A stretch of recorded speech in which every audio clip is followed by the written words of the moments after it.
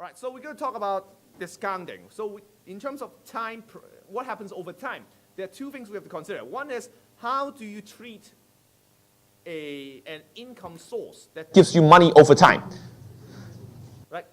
Something that pays you $200 today versus something that pays you $100 now and $100 next year. How do you evaluate these two options? Now, they shouldn't be the same, right? Getting $200 now is usually better than getting $100 now plus $100 next year. Most people would prefer $200 now. So clearly, money in the future worth less than today. That's something we have to consider. But how do you actually calculate the value? So that's the topic of discounting. How do you discount future income flow? Now, suppose you have suppose you operate a business and you have investment project that pays you $105 for sure in 1 year. How much should you pay for the project? Well, it depends. The answer is, but first, is it worth $105? Usually no, right? If it pays you $105 next year, there's no reason why you want to pay for it with $105. You don't get anything in return. You pay $105, you get $105 next year. That's kind of a dumb idea. So usually if there's an investment project that pays you some money in the future, you would want to pay less than that amount today. How do you determine how much to pay? Well, let's look at alternatives. What alternatives do you have? Usually for most of us, we have an alternative, which is to put the money in the bank. Let's say you have some money that you don't need at the moment. What can you do? There's always the option of putting the money in the bank in the form of certified deposit, 定期存款. Certified deposit pays you a certain amount of interest as long as your money stays there. Now let's just assume that the certified deposit pays you 5% interest per year, which is much higher than what it actually does these days. You'll be lucky to get something like 1% these days. But let's just assume it's 5%. It has been 5%. It had been 5% before, so it could be 5% later in a few more years. So let's just assume it's going to be 5%. How much money do you have to put in the bank in order for you to get 105 in 1 year? 100, right? 100. So the key is, given that you can get $105 by putting $100 in the bank today, you should not pay more than 100 for that particular investment project. The investment project promised to pay you 105 in 1 year. You can get 105 if you put $100 in the bank today. Then you should not pay more than $100 for the project. Otherwise, just put the money in the bank, and you get more return. So this idea is actually fundamental to finance. In finance, whenever you try to think about how much a stock is worth or how much a particular derivative is worth, whatever financial asset you're talking about, its pricing. This pricing is done by comparing to alternatives that have similar structure. This is a way that is done. If you have this new product, how much should it price? How much should it cost? Well, look at what alternatives that give you the same return and price it accordingly. So in this case, we have this project that gives you $105. You can totally do this. You can get $105 by putting $100 in the bank. Well, you should not pay more than $100 for that investment.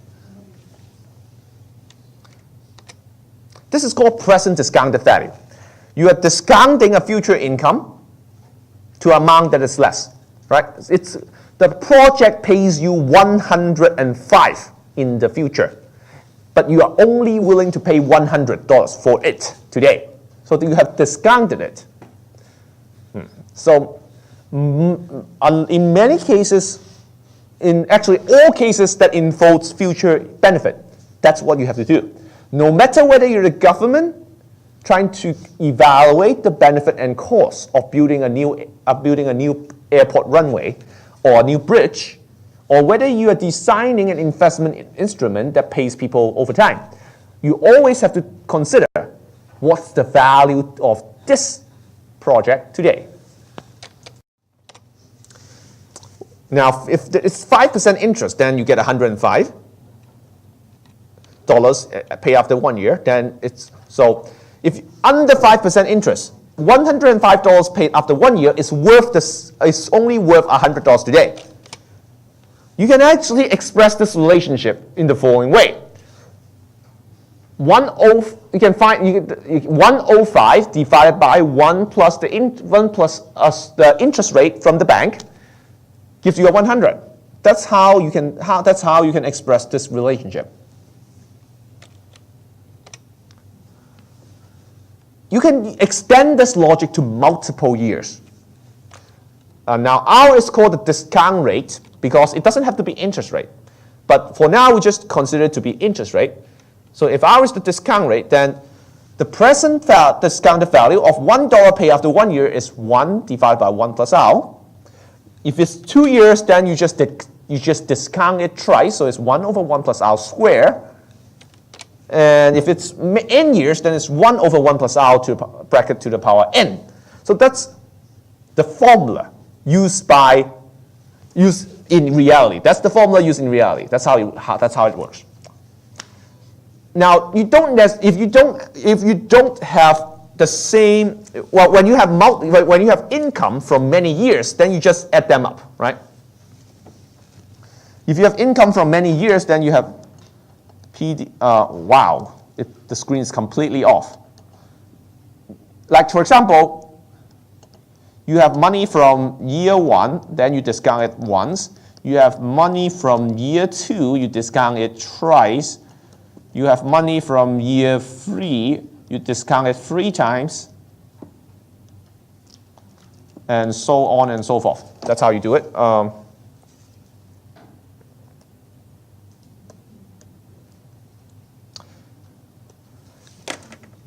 This function is so important that Excel has it built in. You can show Excel would have this function built in. So that's how you calculate a future value. Now, for example, when the government is considering the benefit of the runway, then it would consider what's the additional revenue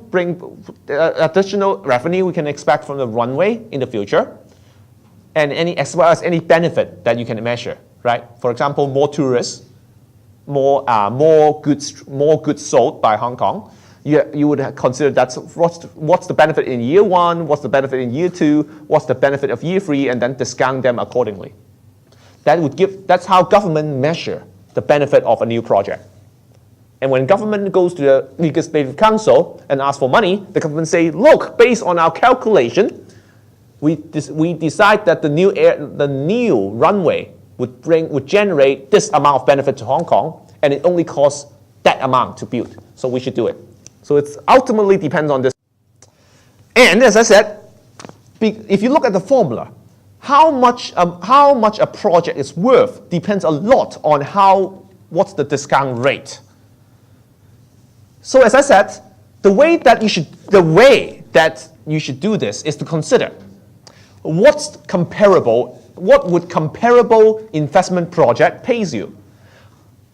If there's no risk, then you compare it to deposit in a bank. But if it's risky, then bank deposit is not a good comparison. Usually you have to compare it to something else, like a stock market. If it's risky project, then you want to compare perhaps to stock market. And stock market pays a lot more than banks. So as I said, in bank account these days pays you something around 1% interest if you are putting it on a certified deposit. If you're putting it in just a savings account, you get something like 0.05%. If you are talking about the stock market on average pays you something around 11%. So that's why, as an investment advice for retirement, you shouldn't put your money in a conservative fund when you're young, because in a conservative fund you only get 1% return every year. But if you're putting it in a stock fund, you get something like 11% on average, up and downs. In a given year, the market might be bad, but over many years it would not be bad. So that's why over time is very important. So if you think about, this is an article written by Kevin Choi, which is one of the economists who write on newspapers very often, and he was questioning the government's choice of discount rate. So the government, I believe the government picked a discount rate of something like 4%. So the government picked a discount rate of 4% for the future benefit of the new airport runway. So that's the fact. So the government used the formula we just talked about, and set R equals to 4%. That's how they calculate the benefit of the runway. And Kevin was questioning whether 4% is the right number to use, because 4% is when you think about financial investment, 4% return is only given by investment that is relatively safe. For example, the U.S. government treasury bonds, 美國國庫債券, pays you around 3 point something percent if you invest for 10 years. And that's considered riskless because we don't think the U.S. government is going to go bankrupt. For the airport, there's considerable risk involved, right? Who knows if the new runway is going to be fully utilized? We don't know that. In fact, if you look around Hong Kong, a lot of airports in China are underutilized. So it seems like building a new runway is not a guaranteed income source for Hong Kong. And if you don't think the income is going to be guaranteed, then maybe you should consider it more risky. And things that are more risky, like the stock market, pays a return of 11%, not 4%. More risky items pays a higher return, which means that it's also heavily discounted. It means that it's heavily discounted. So the government says, basically the government says the runway is not risky. But for other people, you might think the runway is a risky investment because there's no guarantee that you can get more money. Right? So if a project do not necessarily pay any return, is that comparable to saving money in the bank? No. So more risky investment projects generally carry high discount rates. That's the way that you do it in finance. Bank accounts, as safe as a bank, 1% to 3%. As risky as a stock, 11%. If it's as risky as Roland, then you probably something like 20 or 30% return. For example, personal loans, these 私人貸款, typically have discount. Well, they charge you a discount. They charge you an interest of 20%. That's how risky they are, because a lot of people do not repay their personal loans. So you have to have a very high discount rate. You have to have a very high interest rate to make up for the loss when people don't pay back. 借得錢嘅都唔借得錢唔還好正常嘅，所以 so there's a very high bankruptcy rate for people who need personal loan. All right, so we have these 3 questions that we have to calculate. I'm just going to calculate. This is in the final exam, so you have to know.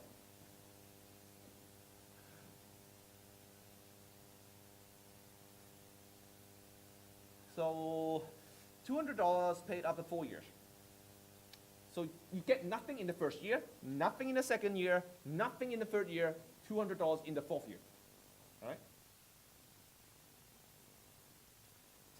So the present discounted value equals to, you have $200 and you only get them in 4 years.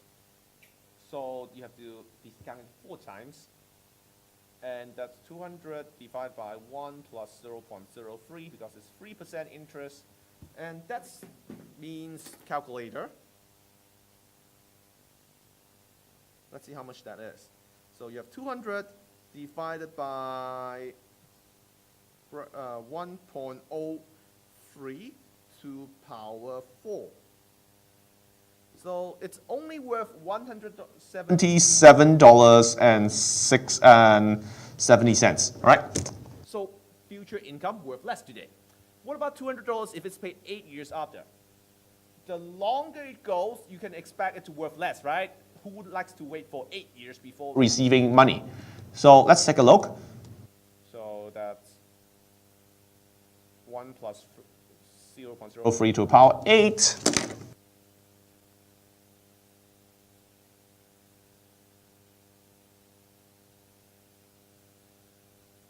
It's only worth $157.88. The longer you have to wait, the less it's worth. All right? Makes sense? What about if the interest rate is higher? When the alternative is better, then you would expect this investment has to become more attractive too, which means it has to become cheaper.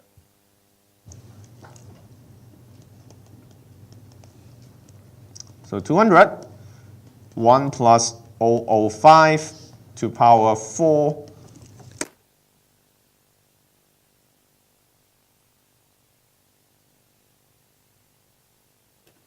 So it's 164.54, right? So it's less than 177. Higher when the alternative is better, right? When the interest rate is higher. When the interest rate is higher, our future income is worth less today. This is in fact the reason. If you pay attention to financial news, you might have heard that bond yield goes up when bond price goes down. 債券息率同埋債券價格係反方向嘅。啲債券越平，債券息率係越高嘅。This is the reason. This is the interest rate is the bond yield. This is how much interest buying a bond pays you. This is the bond price. When you have higher return, the price has to be lower, right? Because that's how you get return. Because a bond essentially is a promise that you will be paid back in the future. So the lower is the bonds price today, the higher return you get over time. So it's the same. So if you pay $164 today, in 4 years you get back $400. The return is 5% per year. If you pay $177 today and you get back $200 in 4 years, the return is only 3%. Right? So that's why bond yield and bond price goes in the opposite direction. That's something you would notice if you pay attention to financial news. All right. Now, you can use some simple mathematics to calculate future income, as I've written it down already. In the particular case when the income is fixed for many people, it's the same in all periods of time, you can calculate a formula.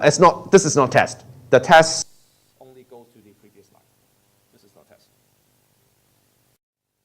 So blah blah blah blah blah blah blah. Okay, skip. Because it's not. Okay. So what I want to talk about is, so the formula does not matter because we're not going to test it. It's the type of securities. So if you want to work in investment bank, and if you have browsed the type of departments they have, one of the departments is called fixed income securities. 固定收益資產部. So what is that department does? They invest or sell products that pays a fixed amount of money at certain periods of time.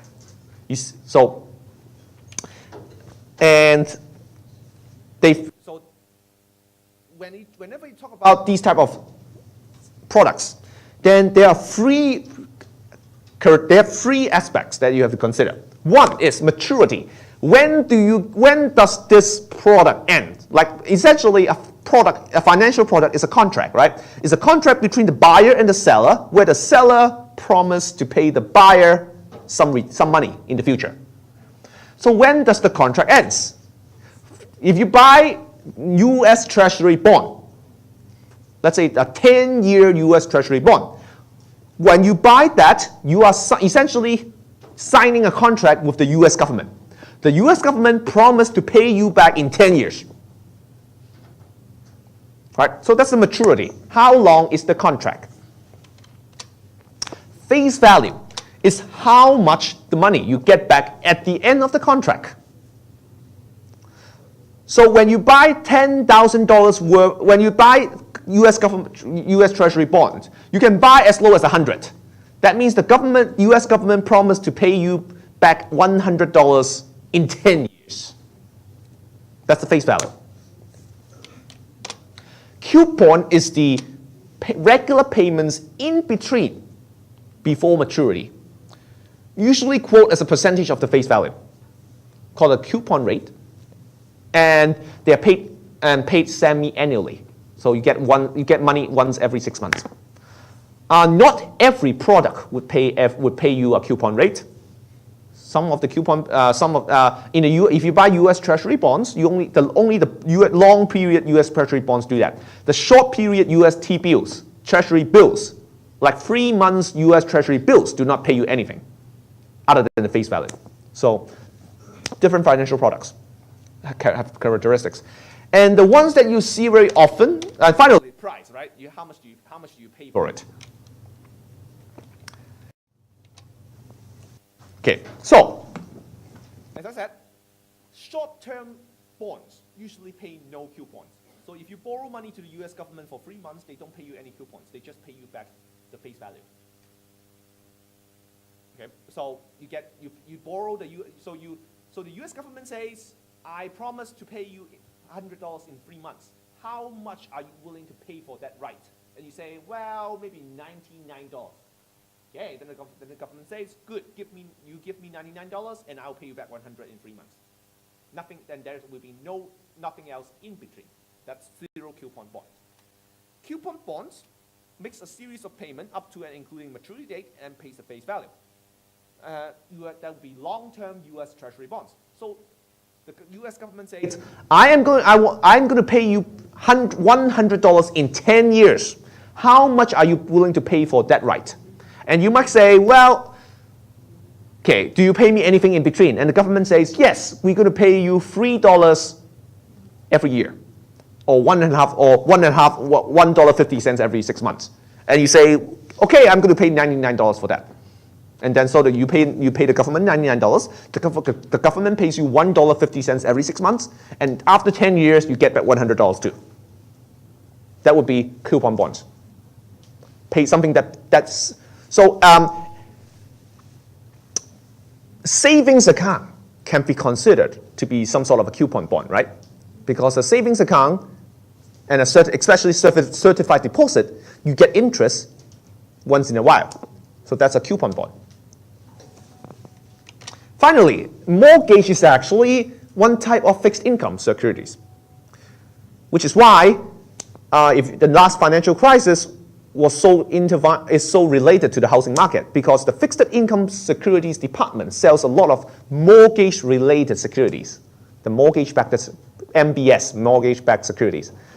Well, mortgage is a type of fixed income securities. Because why? Because it's the other way around. If you think about it, when you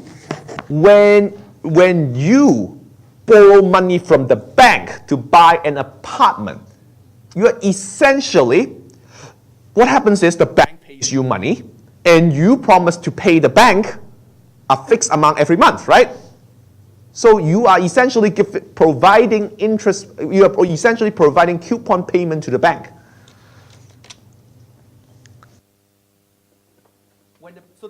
So you go to the bank and says, I want to buy an apartment. I need $3 million. The bank says, okay, let's make some calculations and maybe let's see how much your income is. And the bank says, all right, we'll lend you $3 million. So the bank immediately pays you $3 million into your bank account, and you use that $3 million to buy a house. In return, you promise to pay the bank something like a $3 million loan would be costing around something like $15,000 a month. You promise to pay the bank $15,000 a month. So you are paying coupon to the bank. The mortgage have no face value because after you pay the $15,000 for like 20 years or 30 years, then you owe the bank nothing, right? You owe the bank nothing. After you pay all your monthly payments for 30 years, done. You're off the hook. So mortgage is one type of fixed income securities too, where you pay the bank.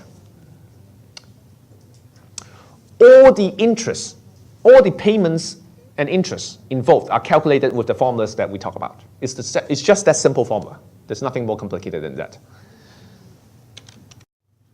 And personal loan is the one that I like to use as an example because there's nothing more colorful than personal loans, right? Like you don't see like mortgage loans have such, like you don't hire Chen Gabo to sell mortgage loans. Like mortgage loans have spent a lot of money on advertisement. Personal loans spend a lot of money on advertisement. Why? Well, the reason is it's very profitable. It's very profitable. Let's take a look in these advertisements, right? What does this advertisement tell us? Okay, so it has like low interest, pay your credit card debt, you can use it anytime you need, easy go, no interest. Now this is the interesting part that's why I particularly want to talk about personal loan because a lot of the advertisement would say there's no interest. And you would like, 有冇咁大隻蛤乸隨街跳啊? How could a bank charge no interest? Like, what is it going to earn from doing business with you if it's not charging any interest? Well, here's the catch. So no interest, but monthly handling fee. So there's a 0.18% monthly handling fee. And you think about it, maybe you would say, that's not a lot, right? 0.18% multiplied by 12, that's just like 2%, right? It's just slightly more than 2%, 2.16%, 2.16%. And that's very low interest, right? 2.16% for personal loan, that sounds pretty good. Let's look at the back. Okay, this is the back of the leaflet. And what do you see? 致電24小時申請熱線，專人接聽，匯豐信用卡一卡隨街行，mention a lot of things. Okay, ignore all those things. Look at these small prints. Now, small prints is always where the details are. The devil is in the detail. Let's take a look at the small prints. In particular, this line. So it gives you a calculation of how much you actually need to pay. All right, so I've scanned it, magnified it, and this is what it says. All right, so what it says is, all right, so first of all, the handling fee is only as low as 80%, it's as low as 0.18%. It could be higher, right? It says that it could be 0.25%, or it could be 0.25%. Now, or it could be 0.2%, depends on how much money you borrow. Right? So the more you borrow, the cheaper it is. You only get 0.18% if you borrow $200,000 or more. If you borrow less, the handling fee will be higher. Right? So now the handling fee is still money, is the interest you pay to the bank. So you pay more interest if you borrow less. So that's one. But now if you try to actually run the numbers, there's something wrong with the numbers.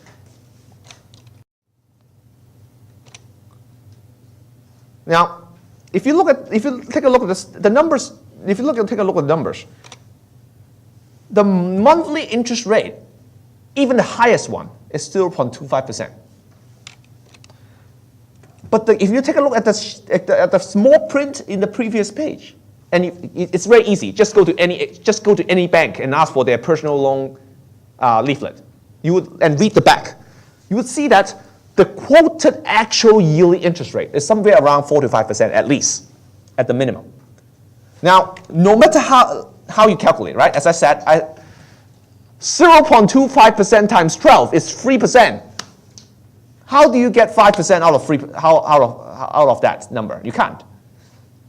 The monthly handling fee is 0.25%. How do you actually get a 5% interest? Is it compound interest? No, it's not. Because compound interest with such small number doesn't really make a difference. It's still something like just 3%. So there's a mystery here. It tells you that the monthly interest is 5%. It tells you the yearly interest is 5%. The monthly handling fee is 0.25%. But the two, you can't get 5% from 0.25%, no matter how you multiply. It simply doesn't work. So what's happening? You are actually paying 5% interest, but somehow the monthly handling fee is quoted as 0.25%.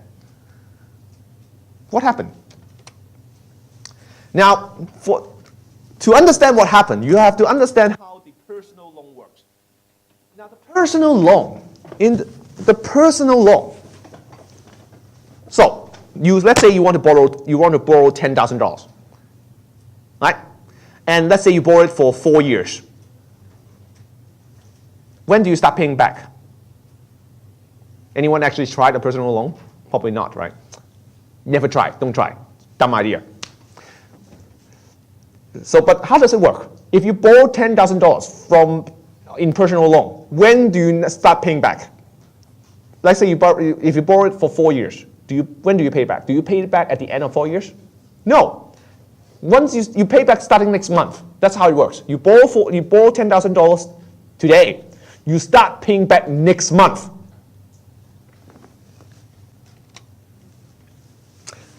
The thing is, when you choose to borrow $10,000 for 4 years, the bank calculates interest for the whole $10,000 for the whole 4 years. That's how it works. You borrow $10,000, you calculate interest for the whole $10,000 for the whole 4 years. Even though you don't actually get $10,000 for 4 years because you start repaying next month. That's why there's a difference. The actual interest is much higher because you don't get to keep the $10,000 for 4 years. You need to start repaying next month. So the actual money in your hand every month goes down. But the interest is calculated for the whole 4 years. So that's why the actual interest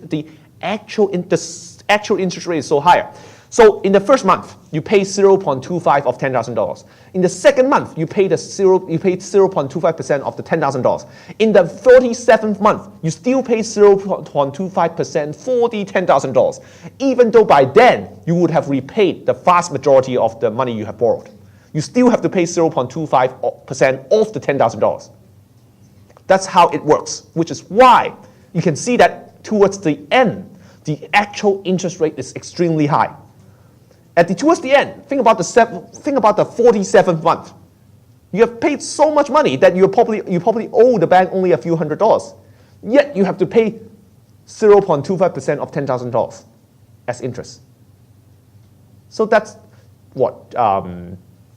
That's $25 out of a few $100s. That's an effective interest rate of like 10%.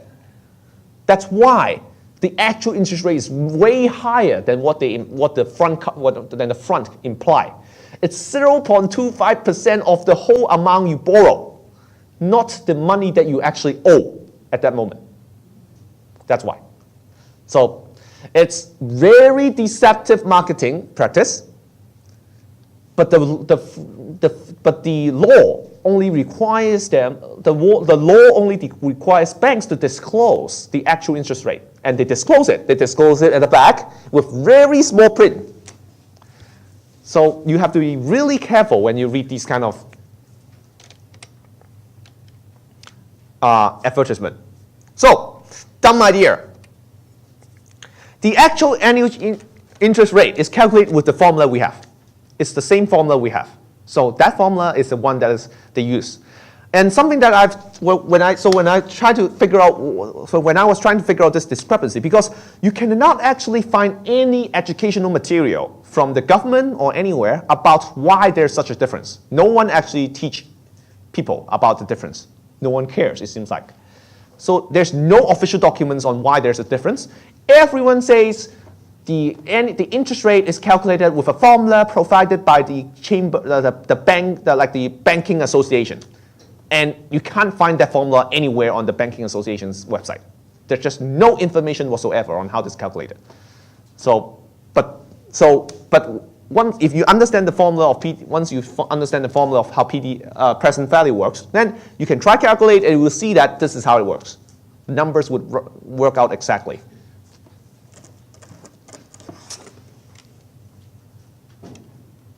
So if somehow in the future, when a friend asks you, well, it seems like personal loan has a very low interest, you can tell them, no, it does not. It has a very high interest. Right, so this is the calculation that we do not test, so we're not going to go over it.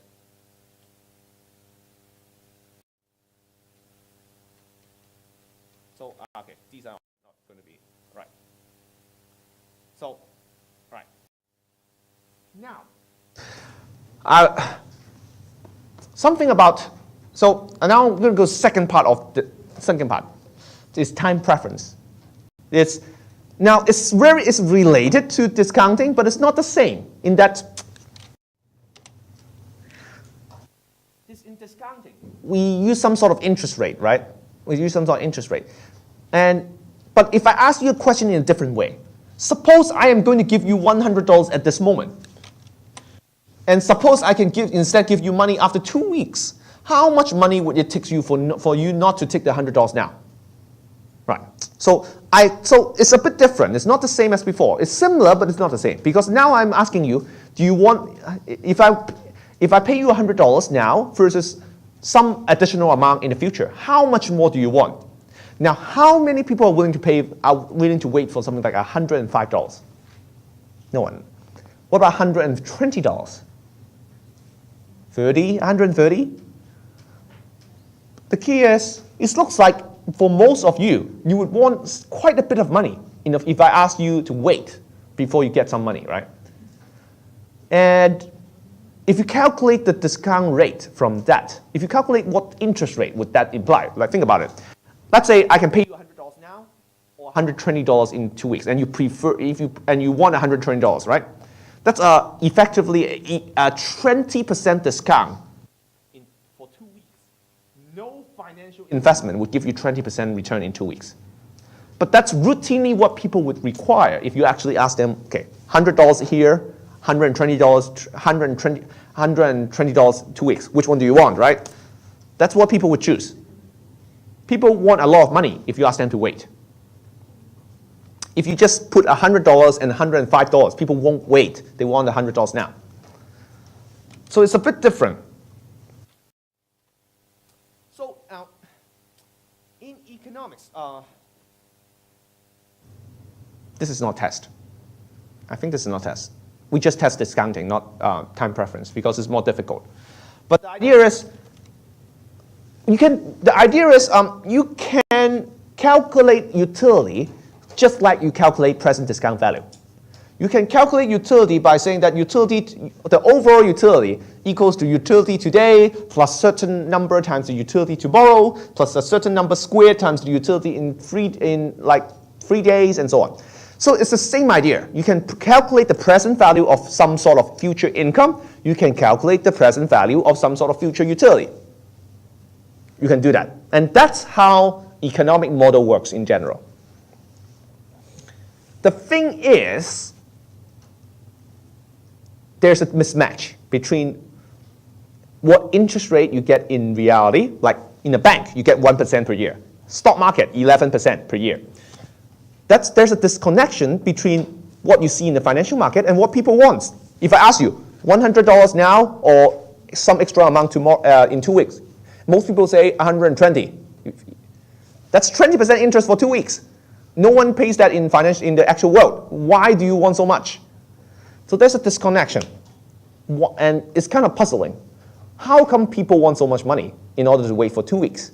If people really want so much money to wait for 2 weeks, why does anyone put money in the bank? The bank only pays you 1% in 1 year.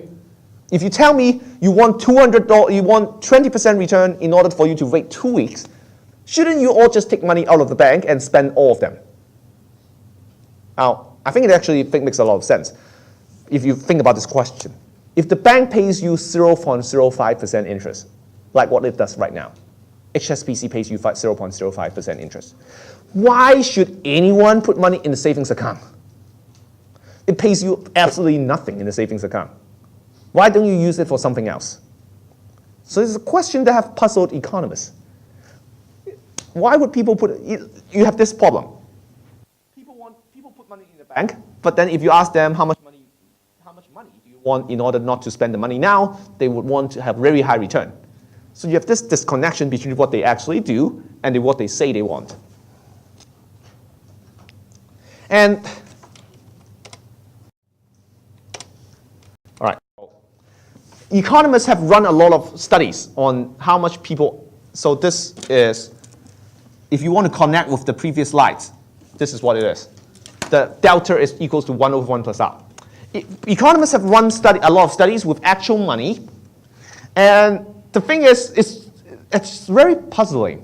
Sometimes you get very high numbers, sometimes you get very low numbers. That is, sometimes people are, this is impatient, and this is patient, very patient. When you run studies and see how much people, how patient people are, sometimes you would see that people are very impatient.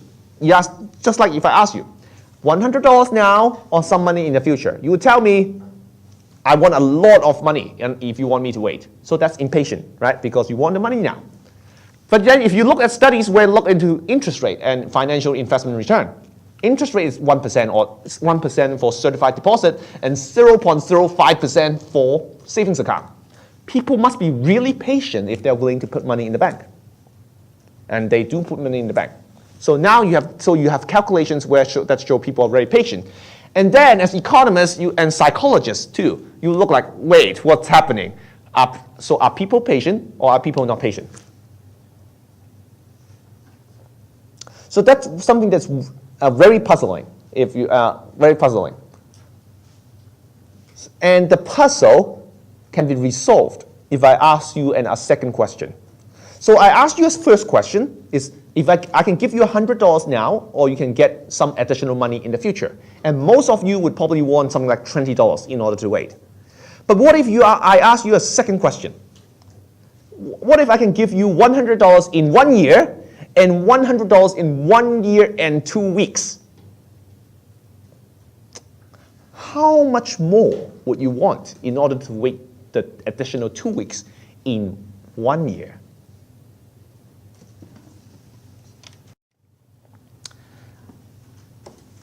Now think about it, probably, I probably can get by with $5, right? If I pay you $5, you probably willing to wait 2 more weeks after 1 year, after waiting for 1 year. So that's the key. And now, short-term interest rate is actually could be very high. Once again, personal loan is the prime example. So there's some sort of loan called payday loan, not very popular in Hong Kong because in Hong Kong, most people do have bank accounts, but in the United States, a lot of people don't have bank accounts. Well, when you think about it, in Hong Kong, it's a very densely populated city, right? You can easily get to a bank. It's worthwhile to have a bank account, but in US, you might not live close to a bank. You might not have a car. What's the use of a bank? What's the use of a bank account? So some people are simply not, it's just they're too poor, it's just not worthwhile to open a bank account. So there's this type of service in the United States called payday loan. The way it works is you borrow money 2 weeks ahead of your payday. And then when your payday comes, you bring your paycheck to the lender. The lender takes your check and that's settled the loan. So it's very simple. It's So obviously, you won't get the same amount of money from the paycheck, right? Let's say you get $100 in 2 weeks from your paycheck. You can maybe at most borrow like $80 or $90. That's how it works. So now if you think about it, if you only get $90 from a paycheck of $100, that's 10% interest, right? For a very short loan. And it's surprisingly popular. For a lot of poor people, they really like this type of service. Because that allows them to use the money in the future. And if you calculate the effective interest rate, it's like 1,000%. So definitely in the range of Dai Long, right? It's a shark lender. And in reality, it could go as high as 7,000%, depends on how desperate you are, right? If you're really desperate, you might be willing to say, okay, I'm going to take $70 out of 100. Just give me the money now. That happens. So people are like, how could something like that exist when people do put money in the bank? So there are other explanations, but as I said, maybe people are impatient, right? And when you ask them to wait, it's really hard to wait. They don't want to wait. And as I said, if I ask you to make the same choice for 10 years later, most of you will be a lot more patient. $100 now versus $120 in 2 weeks. Many of you would say, give me my $100 now.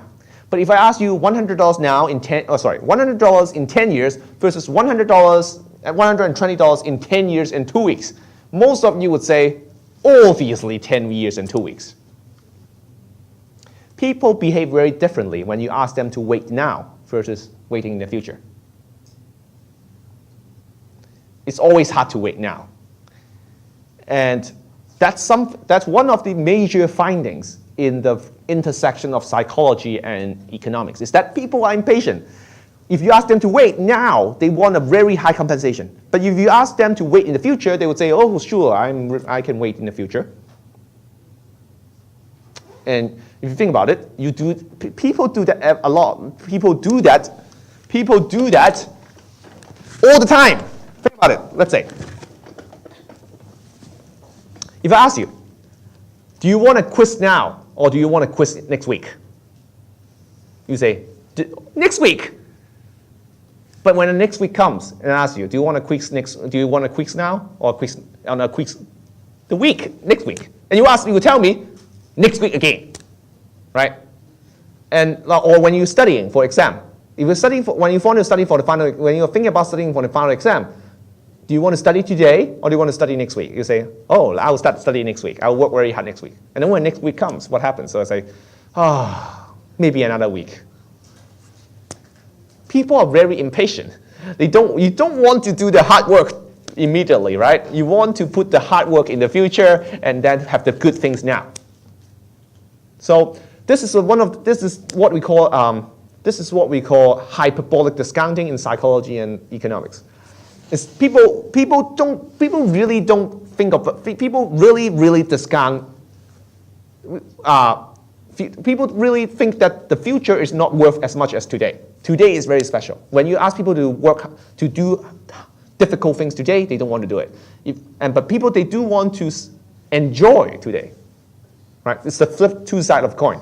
You want to enjoy today and you don't want to work hard today. For that, so I think, so